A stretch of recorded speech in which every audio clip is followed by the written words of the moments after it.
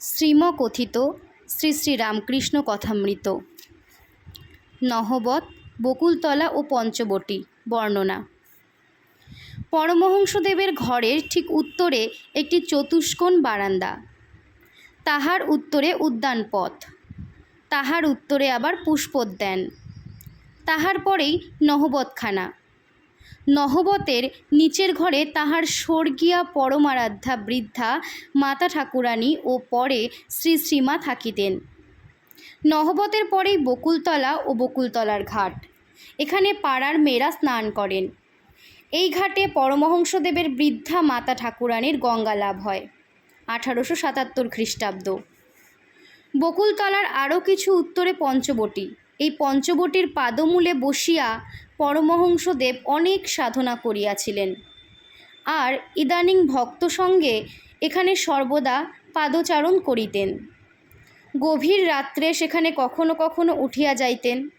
পঞ্চবটীর বৃক্ষগুলি বট, অশ্বত্থ, নিম, আমলকি ও বিল্ব ঠাকুর নিজের তত্ত্বাবধানে রোপণ করিয়াছিলেন।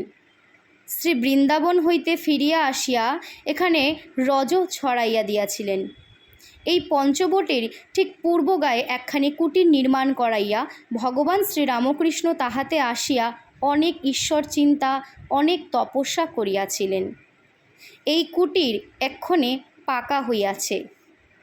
পঞ্চবটী মধ্যে সাবেক একটি বটগাছ আছে, তৎসঙ্গে একটি অশ্বত্থ গাছ, দুইটি মিলিয়া যেন একটি হইয়াছে।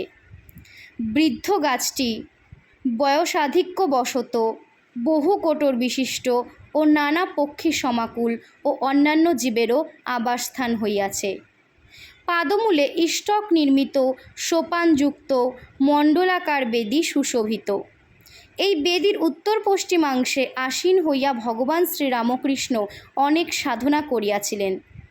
আর বৎসের জন্য যেমন গাভী ব্যাকুল হয়, সেরূপ ব্যাকুল হইয়া ভগবানকে কত ডাকিতেন।